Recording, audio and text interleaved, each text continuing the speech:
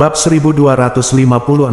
Sebagai putri Susoudao, Surwoli secara alami memiliki darah yang lebih kental daripada air di hatinya. Namun, dia tidak bisa menahan diri untuk berpikir dalam hati, saya berhutang nyawa pada Tuan Ye. Selain itu, Tuan Ye juga memberi saya kesempatan besar untuk meningkatkan kekuatan seni bela diri saya dengan cepat. Saya ingin melakukan keduanya, baik secara emosional maupun rasional. Membalas kebaikannya dengan menuruti perintahnya.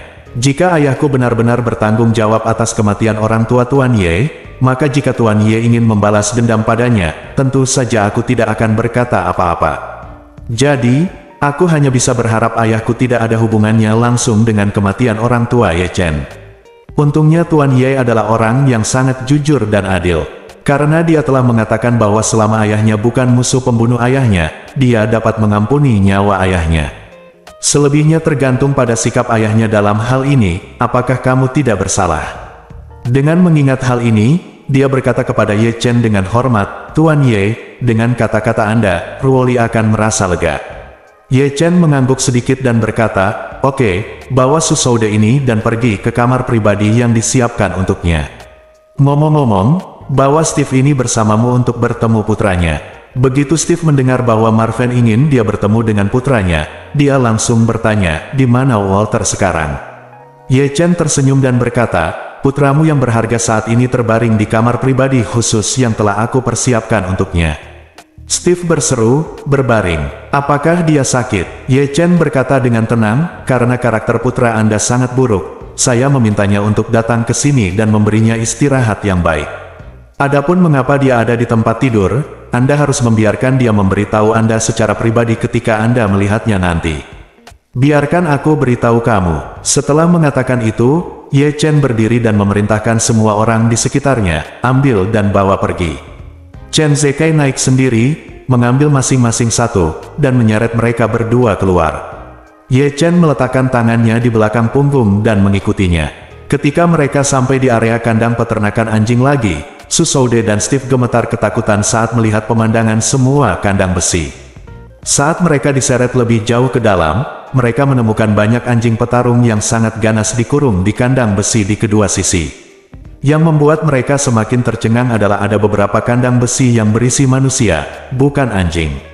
Steve segera melihat putranya. Putranya Walter sedang terbaring di ranjang rumah sakit saat ini, terlihat sangat lemah. Tepat di samping Walter berdiri seorang pemuda berkulit kuning. Lelaki tersebut sedang memegang semangkuk bubur putih dan dengan kasar memasukkannya ke dalam mulut Walter dengan sendok. Pemuda ini adalah Jiro Kobayashi, yang bekerja sebagai pekerja obligasi di sebuah peternakan anjing. Steve segera meronta dan berteriak, "Aler!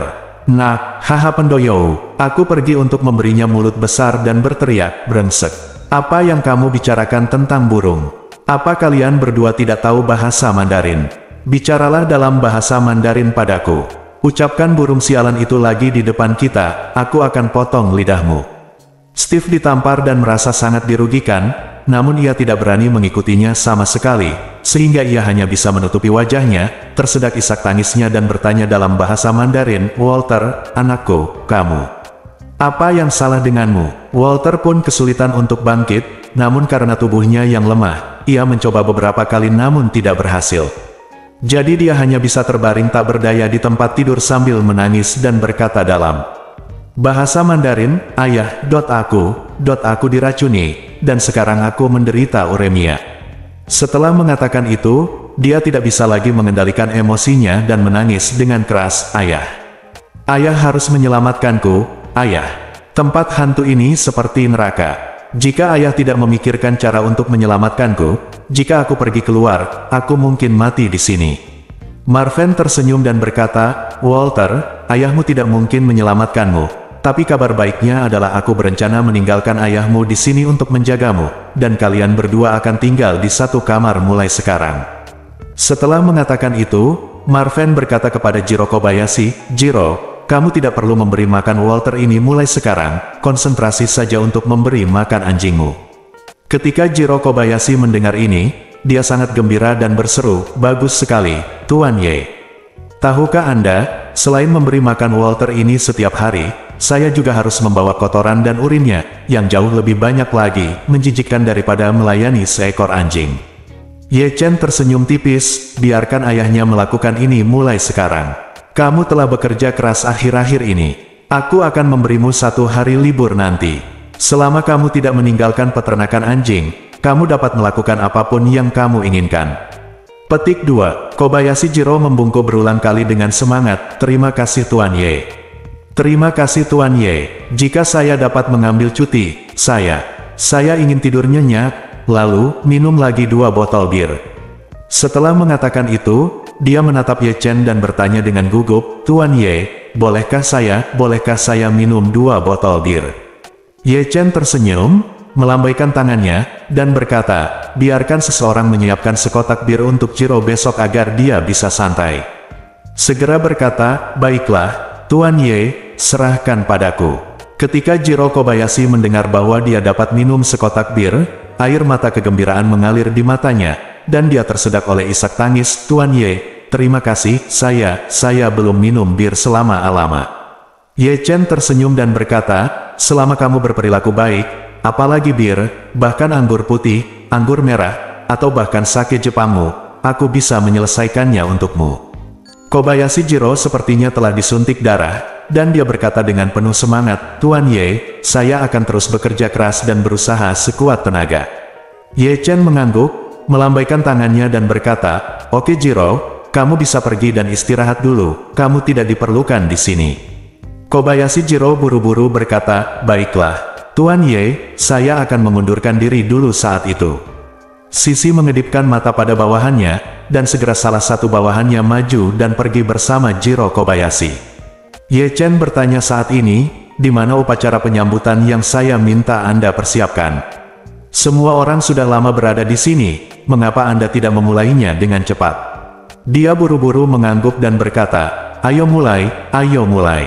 Setelah mengatakan itu, dia buru-buru berteriak kepada orang-orang di sekitarnya, cepat, ambil alat peraganya. Begitu selesai berbicara, beberapa anak buahnya langsung mengeluarkan gulungan besar karpet merah dari kandang anjing kosong di sebelahnya. Mereka membentangkan karpet merah dengan tertib dari koridor kandang hingga ke anjing tunggal Walter. Sangkar diletakkan tepat di samping ranjang rumah sakit Walter. Ada orang lain yang langsung mendatangi kami dengan jas merah dan menjadi pembawa acara. Dia berkata dengan ekspresi serius dan emosional, hari ini, Tuan Steve Hawkwitz, yang telah melakukan perjalanan ribuan mil dan melakukan perjalanan menyeberangi lautan untuk bertemu dengan anjingnya. Nak Walter, ini adalah hari yang menyenangkan bagi ayah dan anak untuk bersatu kembali.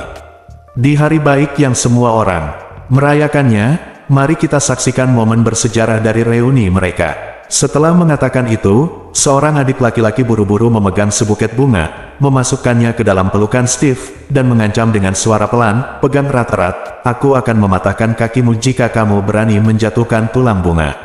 Bab 1257. Tentu saja, Steve tidak berani menunjukkan tanda-tanda kelalaian dan hanya bisa dengan cepat memegang bunga itu erat-erat di pelukannya. Kemudian dia menunjuk ke pintu masuk kandang anjing dan berkata kepada Steve, selanjutnya, saya ingin mengundang Tuan Steve untuk mengirim bunga kepada anak anjingnya, Walter. Semua orang bertepuk tangan, semua adik laki-lakinya langsung bertepuk tangan antusias. Ekspresi Steve sangat jelek, tapi dia tidak berani mengucapkan sepatah kata pun ketidakpuasan. Dia masih berlama-lama dan tidak mengambil langkah, jadi dia tidak bisa menahan diri untuk mengutuk, mengapa kamu berlama-lama? Apakah kamu ingin aku memberimu tempat tidur rumah sakit tambahan di sebelah tempat tidur rumah sakit putramu? Steve gemetar ketakutan, lalu buru-buru memegang bunga itu dan berjalan ke pintu masuk sangkar besi dengan susah payah. Steve yang hanya mengenakan celana dalam saat ini sudah sedingin es loli, sehingga ia berjalan seperti zombie dengan mobilitas terbatas. Ketika dia berjalan di karpet merah dan terhuyung-huyung ke ranjang rumah sakit Walter, dia melangkah maju dan berkata, selanjutnya, tolong minta Tuan Steve untuk memberikan bunga kepada anak anjingnya, Walter. Setelah itu, dia memberitahu Steve, jangan terburu-buru saat kamu meletakkan bunga nanti.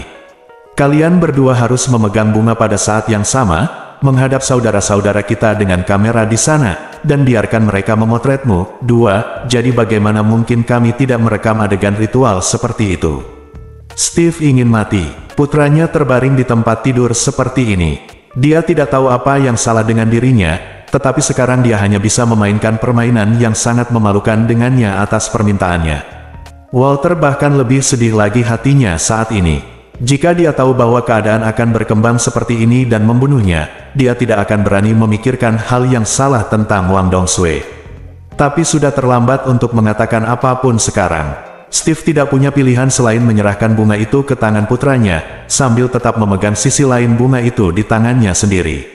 Ayah dan anak itu melihat ke kamera bersama-sama. Beberapa adik laki-laki memegang kembang api genggam yang terus berderak, dan payet warna-warni berjatuhan satu demi satu, menutupi kepala dan tubuh ayah dan anak itu. Saat ini, lampu kilat menyala, dan foto penuh humor hitam diambil. Saat itu, dia berkata dengan lantang, upacara penyambutan reuni Tuan Steve dan putranya akan segera berakhir di sini. Semuanya bertepuk tangan. Semua adik laki-laki bertepuk tangan satu demi satu, dan kemudian bertanya pada Ye Chen sambil tersenyum, "Tuan Ye, apakah Anda masih puas?" Ye Chen mengangguk dan berkata sambil tersenyum, "Bagus, ini agak menarik." Dia memeluk tinjunya erat-erat dan berkata dengan hormat, "Terima kasih, Guru, atas pujiannya. Jika ada waktu lain, saya pasti akan melakukannya dengan lebih megah lagi." Ye Chen memandang Su Soude yang ketakutan dan bertanya, "Tuan Su, menurut Anda apakah keramah tamahan kami cukup istimewa?" Su Soude menjadi pucat karena ketakutan, dan meratap di dalam hatinya, "Apa yang kamu sebut istimewa? Menurutmu apakah ini istimewa? Kamu iblis." Namun, dia tidak berani mengatakan itu, jadi dia hanya bisa mengikuti keinginan Ye Chen dan mengangguk berulang kali, "Bersikaplah khususkan tentang." Tuan Ye benar-benar sangat teliti tentang apa yang dia lakukan. Ye Chen bersenandung dan berkata, "Jika putramu jatuh ke tanganku suatu hari nanti, aku pasti akan melakukan upacara seperti ini untuk kalian berdua, dan itu pasti akan lebih megah dari ini." Su Soude merasa ngeri dan berkata, "Ya, Tuan Ye, anak saya adalah anak yang jujur." Ye Chen berkata dengan dingin, "Hanya karena kamu adalah ayah yang buruk, putramu tidak jauh lebih baik." Su Soude langsung terlihat malu dan tidak berani berkata apa-apa lagi. Marvin mengabaikannya, memandang Steve, dan berkata, "Steve, tahukah kamu mengapa saya menangkap putramu di sini?" Mata Steve memerah dan dia menggelengkan kepalanya. Ye Chen memandang Walter dan berkata dengan dingin, "Ayo, Walter, perkenalkan sejarah kejayaanmu kepada ayahmu." Walter langsung tidak tahu harus berbuat apa. Ye Chen berkata dengan dingin, "Bicaralah dengan cepat." Melihat Ye Chen marah, Walter tiba-tiba gemetar ketakutan dan buru-buru berkata, "Aku akan mengatakan."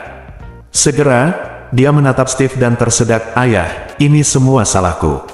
Aku yang menanggung semuanya sendiri." Sambil berbicara, dia menceritakan kisah betapa dia mendambakan kecantikan Wang Dongsui, dan pada saat yang sama mengintip industri Jinling Group di Hao, untuk membunuh dua burung dengan satu batu, dia meracuni ayah Wang Dongsui. Setelah Steve mendengar ini, dia hampir pingsan. Baru pada saat inilah dia menyadari bahwa putranya, yang tampaknya berperilaku baik, berakal sehat, dan penuh potensi, sebenarnya adalah seorang bajingan.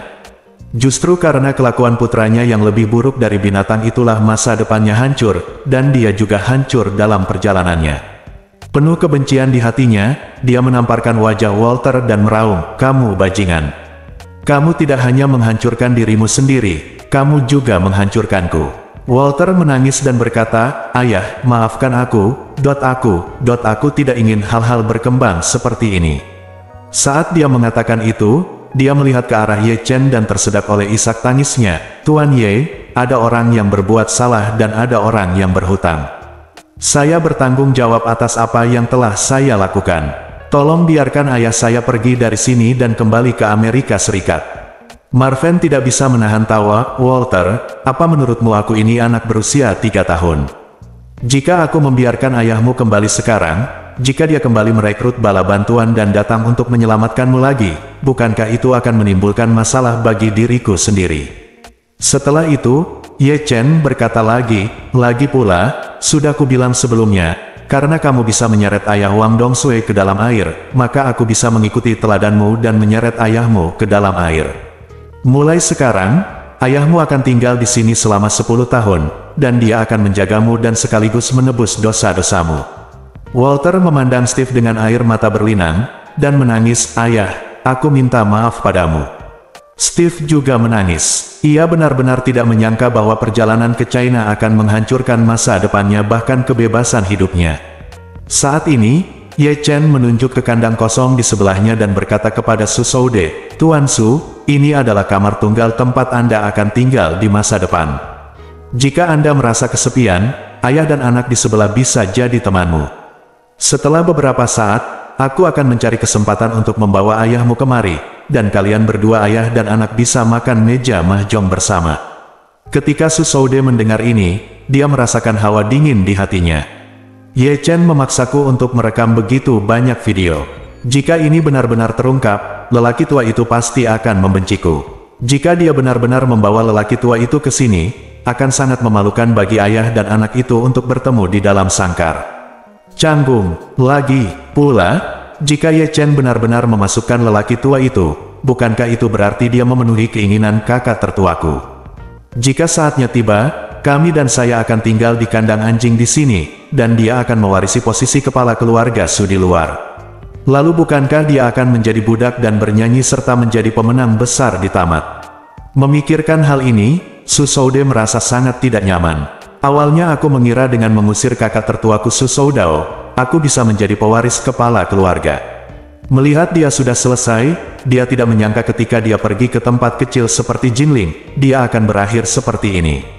Tepat ketika dia sangat kesakitan, Ye Chen tiba-tiba teringat sesuatu dan bertanya, "Oh, ngomong-ngomong, Tuan Su, ketika kita pertama kali bertemu di kamar hotel, siapa yang membuat panggilan suara yang mengatakan bahwa Anda ingin memukul seseorang?" Lain, kentut. Bab 1258. Shoude tidak menyangka Ye Chen akan tertarik dengan hal-hal yang berkaitan dengan kehidupan pribadinya.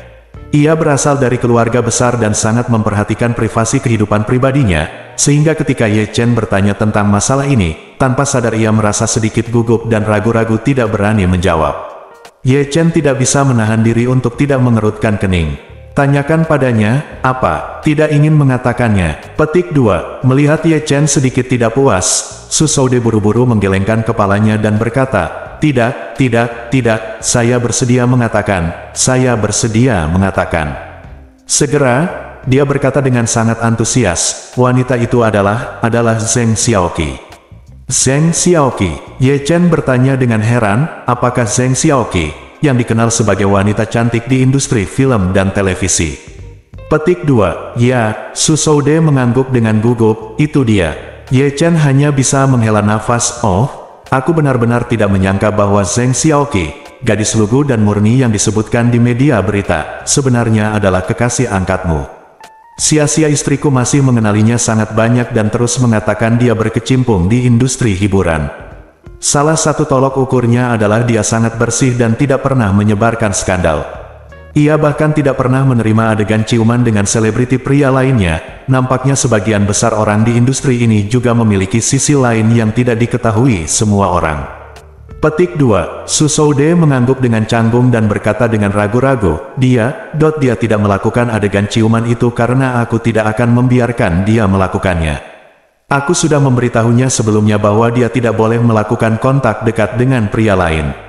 Bahkan untuk akting, Ye Chen mendecakkan bibirnya dan berkata, cek, jika orang-orang di seluruh negeri tahu bahwa Dewi di dalam hati mereka akan dihancurkan di bawah mereka pada malam hari oleh babi gemuk parubaya yang jelek, tua, dan gemuk sepertimu, saya tidak tahu betapa menyedihkannya hal itu. Petik 2. Ekspresi Su Shoude sangat tertekan, wajahnya merah dan hitam, terlihat jelas bahwa harga dirinya terluka oleh kata-kata Ye Chen. Namun, meskipun harga dirinya terluka, dia tidak berani mengatakan apapun di depan Ye Chen, jadi dia hanya bisa mengangguk karena malu dan berkata, ya, Tuan Ye berkata. Ye Chen mencibir dan bertanya kepadanya, apakah Zheng Xiaoqi ini selalu ada di Jinling, atau apakah dia datang ke sini khusus dari tempat lain untuk berkencan denganmu? Petik 2. Su Shoude buru-buru berkata, dia datang ke sini dari tempat lain. Sebenarnya, dia sedang syuting. Ayahku tiba-tiba memintaku untuk datang ke Jinling, jadi aku memintanya untuk datang dan menemaniku. Ye Chen tersenyum dan berkata, melihat usiamu, aku tidak menyangka kamu cukup energi. Petik 2. Su Shoude berkata dengan canggung, tidak, aku tidak akan bisa melakukannya lagi ketika aku sudah dewasa. Ye Chen tersenyum dan berkata dengan tenang, oke, ini sudah larut. Kamu bisa beristirahat dengan baik di sini. Di masa depan, kamu tidak akan memiliki bintang wanita seperti Zheng Xiaoqi untuk menghangatkan tempat tidurmu. Jadi kamu harus beradaptasi dengan kehidupan di peternakan anjing sesegera mungkin. Jika waktunya tepat, saya akan mengirim ayahmu ke sini juga, sehingga kamu dan putramu dapat bersatu kembali. Petik 2. Su Shoude menunduk dalam-dalam dan tidak berani menjawab. Marven memandang Steve di sebelah dan berkata dengan tenang, jaga baik-baik putramu di sini. Petik 2. Steve hanya bisa menganggukkan kepalanya berulang kali, saya mengerti, Tuan Ye. Ye Chen tidak berkata apa-apa lagi dan berkata kepada Chen Zekai, kirim aku kembali. Petik 2. Baik, Tuan Muda. Petik 2. Marven Ye dan Chen Zekai mengirim mereka keluar dari peternakan anjing sementara hanya Chen Zekai yang ada di sana. Dia kemudian berkata kepada Ye Chen, Tuan, pihak bibimu, sudah waktunya malam ini. Apakah menurutmu kita harus melepaskannya? Petik 2. Ye Chen mengerutkan kening, apakah sudah waktunya? Petik 2. Tiba, dia berkata dengan tergesa-gesa, bibimu berperilaku sangat baik kali ini. Dia tidak membuat keributan atau membuat masalah. Petik 2. Ye Chen mengangguk dan berkata, kalau begitu biarkan dia pergi secepatnya. Suruh adikmu membuka pintu. Dia bisa pergi kapan saja dia mau. Petik 2. Dia buru-buru berkata, baiklah, Tuan Muda, saya akan menelepon untuk membuat pengaturan sekarang. Petik 2. Ye Chen menepuk pundaknya dan mengatakan kepadanya, peternakan anjing sangat penting, jadi kamu harus mengawasiku. Jangan biarkan siapapun yang tidak diketahui asal-usulnya mendekati peternakan anjing, dan kamu harus dijaga ketat terhadapmu, bawahan membocorkan rahasia ke dunia luar. Petik 2. Ding berkata, jangan khawatir, Tuan Muda, saya telah membuat semua pengaturan untuk peternakan anjing. Setiap orang yang bekerja di sini adalah orang kepercayaan saya, dan selama periode ini, saya sudah minta mereka untuk tidak keluar kandang selama 24 jam, dan tidak melakukan kontak pribadi dengan dunia luar, semuanya dalam pengelolaan tertutup dan sama sekali tidak ada kebocoran. Petik 2. Ye Chen bersenandung dan berkata, energi keluarga Su sangat kuat, meskipun mereka tidak memiliki banyak industri atau koneksi di Aorus Hill sebelumnya. Tapi begitu dipikir-pikir, mereka bisa langsung menjungkir balikkan Jinling. Mungkin besok setidaknya akan ada puluhan helikopter terbang bola-balik di atas Jinling, mencari petunjuk. Anda harus memperhatikan dengan seksama. Petik 2. Dia mengangguk dan berkata dengan serius, jangan khawatir, Tuan Muda, saya akan melakukan yang terbaik. Petik 2. Bagus. Ye Chen tersenyum dan berkata, saya yakin Anda bisa melakukan sesuatu. Itu saja, saya akan pergi dulu. Petik 2. Meninggalkan peternakan anjing, Ye Chen duduk di dalam Rolls-Royce yang dikemudikan oleh Chen Zekai. Kembali ke kota, karena Su Shoude dan Steve baru saja dibawa ke peternakan anjing, keluarga Su pasti mencari petunjuk di seluruh Jinling, jadi Ye Chen tidak mengambil helikopter itu kembali. Sekarang sudah terlambat, jika helikopter di malam hari tidak diliputi kembang api, suaranya pasti sangat keras dan sangat kentara. Jadi lebih aman naik mobil, setidaknya tidak memberikan petunjuk apapun kepada keluarga Su. Dalam perjalanan pulang, Chen Zekai bertanya kepada Ye Chen sambil mengemudi, Tuan, kapan Anda berencana mengirimkan videonya? Petik 2. Ye Chen berkata, itu akan terjadi di tengah malam. Saya kembali mengedit video dan memproses suara saya, lalu saya dapat mengirimkannya. Petik 2. Chen Zekai buru-buru bertanya, apakah Anda akan mempostingnya di platform video pendek? Petik 2. Kanan. Ye Chen mengangguk dan berkata, kekuatan keluarga Su secara keseluruhan masih sangat kuat. Jika saya mempostingnya di platform lain, mereka mungkin akan langsung ditolak oleh humas mereka. Tetapi jika saya mempostingnya di akun pendek keluarga Ye sendiri platform video, ada peluang besar untuk menginjak keluarga Su, dan keluarga Ye tidak akan pernah melewatkannya, jadi mereka pasti tidak akan menghapus video tersebut. Petik 2. Chen Zekai berkata sambil tersenyum, jika Anda benar-benar memposting video tersebut di platform video pendek Yejia tidak hanya tidak akan menghapusnya, tetapi saya khawatir mereka akan mencoba segala cara untuk mempromosikannya dengan gila-gilaan. Ye Chen tersenyum dan berkata, itu sempurna. Petik 2. Saat Ye Chen kembali ke rumah, Xiao Churan masih sibuk belajar. Sebelum Ye Chen berangkat ke Jinling International Hotel, dia sibuk dengan urusan perusahaan. Sekarang dia kembali, dia belum selesai bekerja. Dia dengan lembut mendorong pintu ruang belajar, hingga terbuka sedikit, dan Xiao Churan menggendongnya di belakang punggungnya, menyesuaikan naskah desain di depan komputer. Ye Chen melihat punggung istrinya, merasa agak tertekan. Jika saya tahu istri saya akan bekerja keras untuk kerjasama dengan M Grand Group, lebih baik saya tidak memberinya proyek ini. Namun, tidak ada jalan untuk mundur. Istri saya sangat mementingkan kerjasama ini. Jika Wang Dongsui menghentikan kerjasama sekarang, dia pasti akan sangat terpukul. Petik 2. Memikirkan hal ini, dia menghela nafas pelan dan menutup pintu lagi tanpa mengganggu Xiao Churan. Kembali ke kamar, Ye Chen mengisi dirinya dengan air dan berendam di bak mandi. Pada saat yang sama, dia memegang ponselnya di tangannya dan menggunakan perangkat lunak pengeditan video sederhana untuk mulai memproses beberapa materi yang diambil hari ini. Bahan utamanya ada dua bagian. Sebagian berada di dalam terowongan, bagian di mana Ma Chongxin difilmkan. Bagian lainnya adalah di peternakan anjing, tempat Su Shoude difilmkan. Kedua bagian ini tidak hanya dengan jelas menyatakan fakta bahwa Su memerintahkan kematian Du Haiking, tetapi juga menyalahkan Su Ziyu di kepalanya.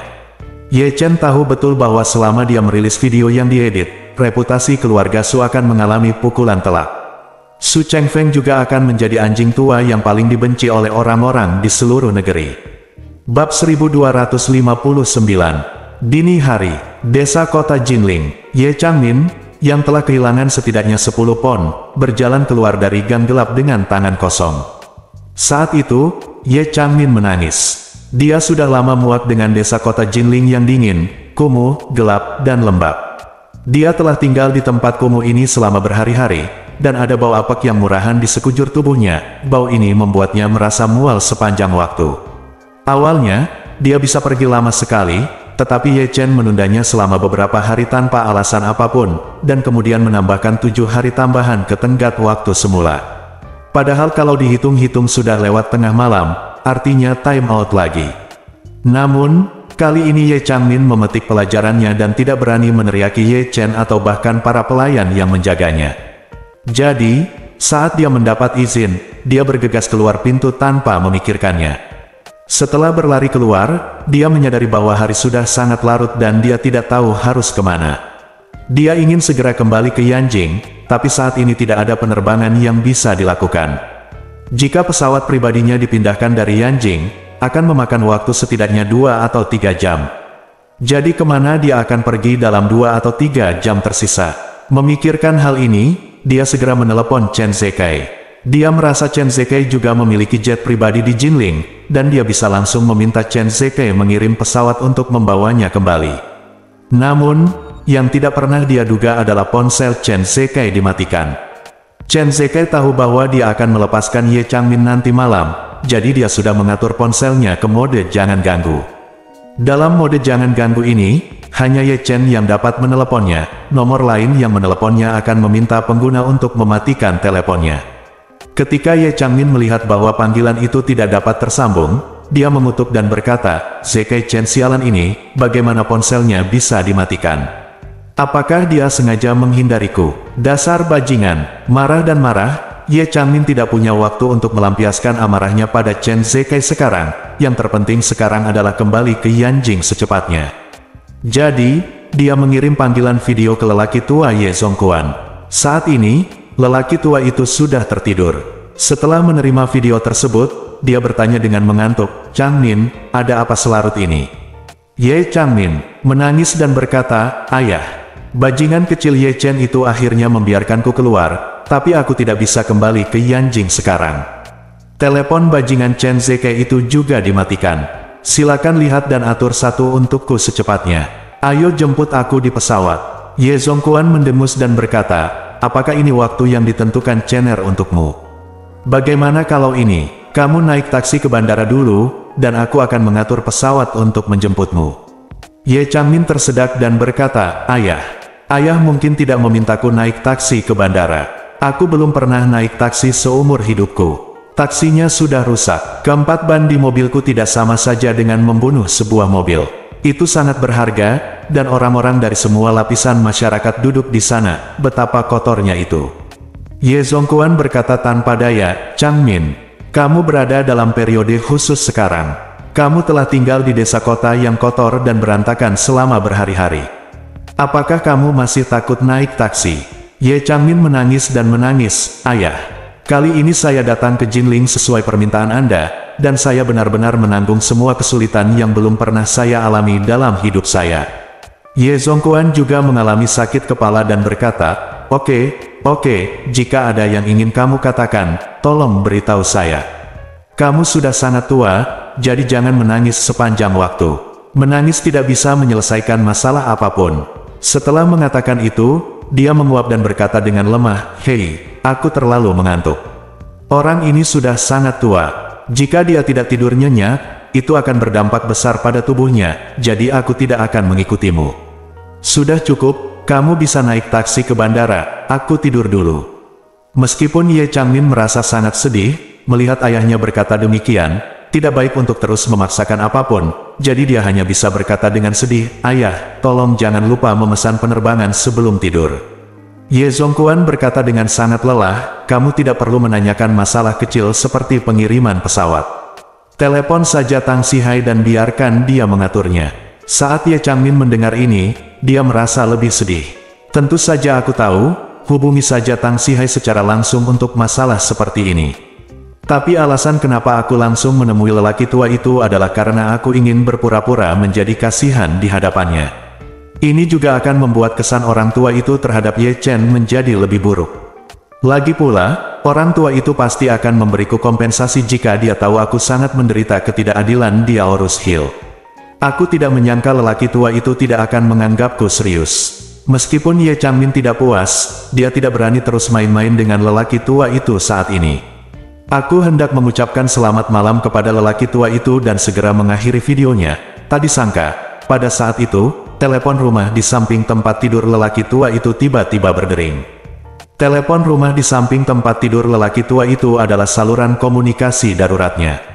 Hanya ketika suatu peristiwa besar terjadi dan lelaki tua itu telah beristirahat, pelayan yang melaporkan hal tersebut akan menghubungi lelaki tua itu melalui jalur khusus ini.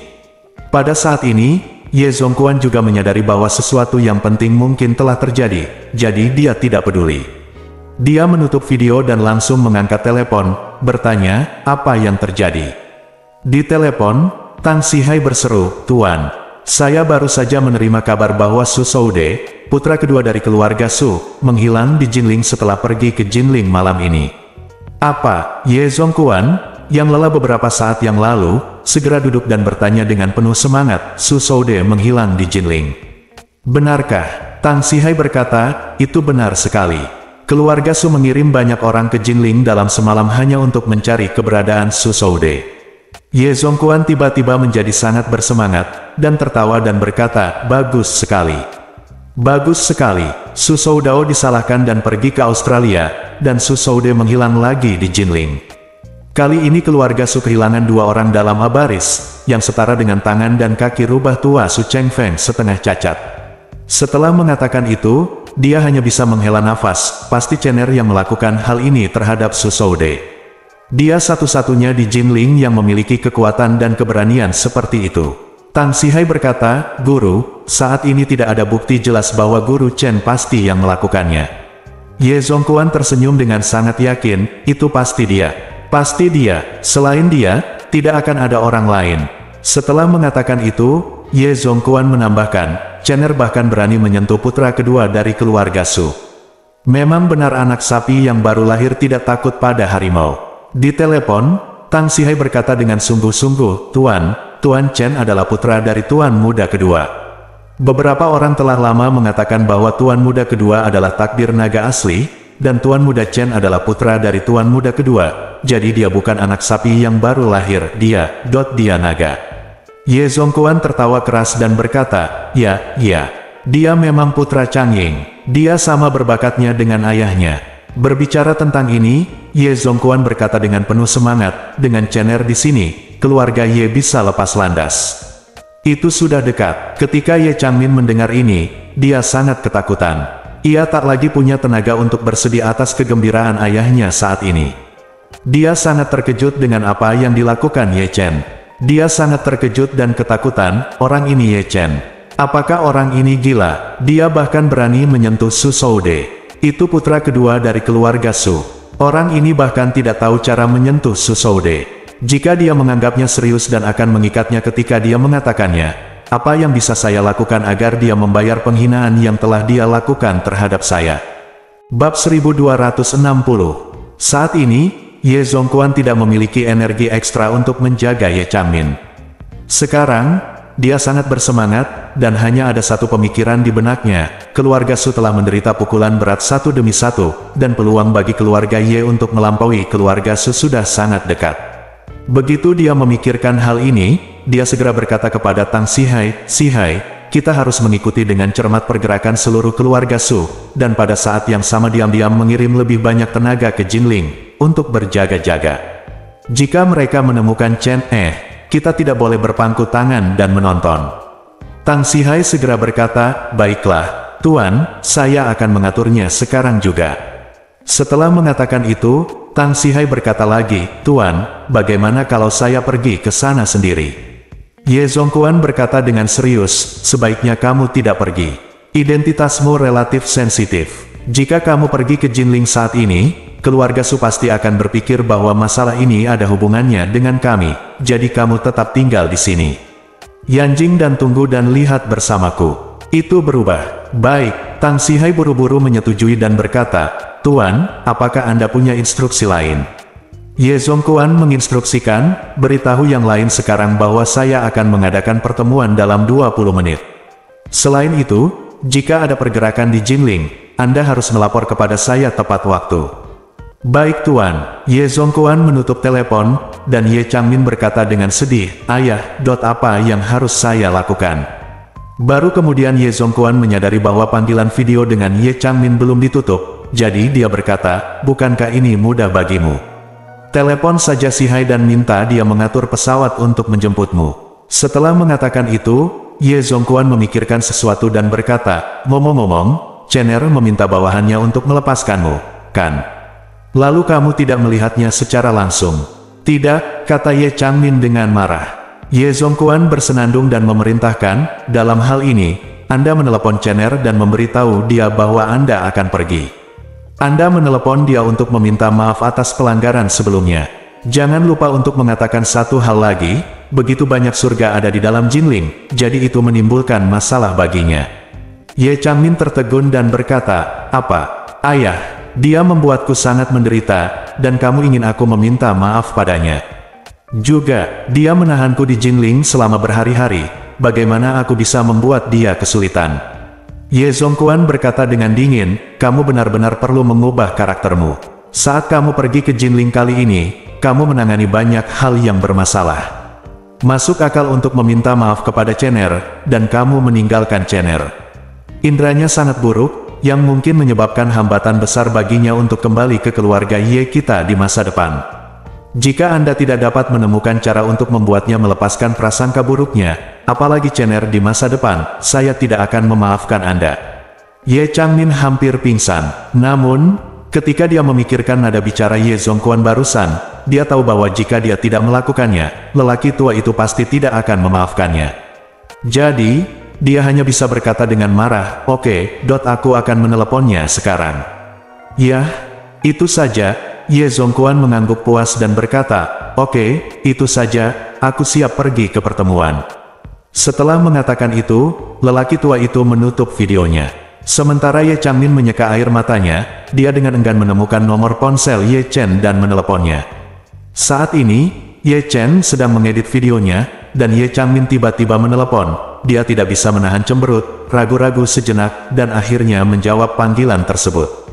"Halo." Ye Changmin merasa semakin marah saat mendengar suara dingin Ye Chen, tapi dia tidak berani menunjukkan sedikit pun. Dia hanya bisa berkata dengan senyum puas, "Chener, aku bibimu." Ye Chen bertanya dengan dingin, "Ada apa?" Ye Changmin buru-buru berkata, "Bibiku menelepon karena dia ingin meminta maaf padamu. Kali ini aku datang ke Jinling, bibiku tidak yakin bagaimana cara menanganinya dengan baik. Dia menyebabkan banyak masalah dan membuatmu marah. Aku harap kamu bisa memaafkan bibiku kali ini." Setelah mengatakan itu, dia bertanya lagi, juga, bibiku akan kembali ke Yanjing malam ini, yang benar-benar akan menimbulkan masalah bagimu selama periode ini. Ye Chen tidak menyangka bibi ini benar-benar akan memanggilnya untuk menyerah padanya. Terlebih lagi, ini terjadi setelah dia mendapatkan kembali kebebasannya.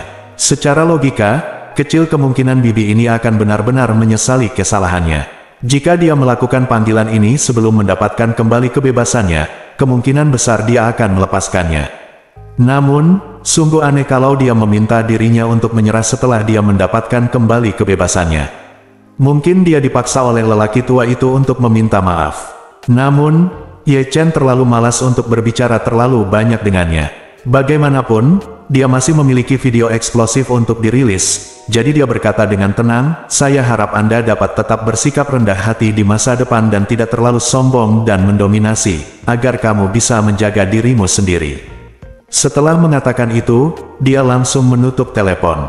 Di ujung lain telepon, Ye Changmin mengertakkan giginya dengan marah, menghentakkan kakinya, dan berpikir dalam hati, anak baik, tunggu aku, cepat atau lambat aku akan menyingkirkan ini. Ye Chen menutup panggilan Ye Changmin dan melanjutkan mengedit videonya. Saat itu, dia menerima umpan berita. Begitu dia melihat judulnya, dia tidak bisa menahan tawa. Judulnya adalah, Grup Su mengalami pembunuhan berturut-turut. Setelah Du Haiqing dan Su Ziyu menghilang, Su Shoude, wakil presiden Grup Su, diculik di Jinling. Ye Chen dengan penasaran mengklik judulnya dan menemukan bahwa beritanya tentang Su Shoude diculik dan hilang di Jinling. Selain itu, penulis berita juga berspekulasi bahwa pasti ada perusahaan, keluarga, atau organisasi yang sangat kuat yang dengan sengaja melancarkan serangan terhadap keluarga Su. Pertama, Du Haiqing dan Su Ziyu diculik, dan sekarang Su Shoude menghilang dari dunia, semua ini sampai ke keluarga Su.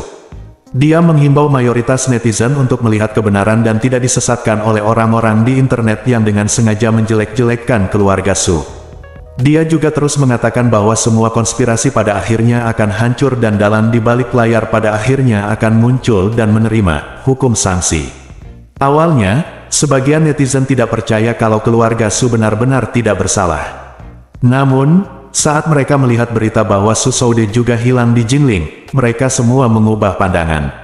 Menurut mereka, ini pasti seseorang yang dengan sengaja mencoba menghancurkan keluarga Su. Keluarga Su benar-benar sengsara. Menantu perempuan, cucu perempuan, dan anak laki-laki mereka diculik satu demi satu. Hidup dan mati mereka tidak menentu. Mereka hampir dijebak dan disalahartikan sebagai pelaku pembunuhan menantu perempuan mereka, dan cucu perempuan. Dalam waktu singkat, kolom komentar pun dipenuhi komentar simpati dan dukungan terhadap keluarga Su. Melihat ini, Ye Chen tidak bisa menahan senyum di wajahnya. Menurutnya, semakin keluarga Su mati-matian memanfaatkan setiap kesempatan untuk membersihkan nama mereka, mereka akan semakin terpuruk pada akhirnya. Tapi Su Chengfeng, anjing tua ini, benar-benar pahlawan modern. Su Ruoli, cucunya, bisa dijual jika dia ingin. Menjualnya, Du Haiqing, menantu perempuannya, bisa dibunuh jika dia menyuruhnya. Kini setelah putranya sendiri hilang, dia tidak lupa mengambil kesempatan ini untuk membersihkan tanah keluarga Su, dan metodenya sungguh luar biasa. Namun, dia tentu tidak dapat membayangkan bahwa semua usahanya tidak hanya tidak akan membantu keluarga Su membalikkan opini publik, tetapi justru akan memperburuk kematian keluarga Su. Dia membutuhkan 10 menit untuk mengedit seluruh video. Dalam 10 menit terakhir, keluarga Su telah membeli hampir semua perangkat lunak media dan dengan panik menerbitkan siaran pers. Opini publik di internet telah sepenuhnya mendukung keluarga Su. Saat ini, Ye Chen membuka platform video pendek dengan tidak tergesa-gesa, dan mengunggah video hasil editannya menggunakan nomor rompinya. Dia memberi judul videonya, Rahasia Kasus Penculikan Paviliun Jinling Zhenbao dan Kecelakaan Mobil Terowongan Gunung Terlarang Terungkap. Bersambung.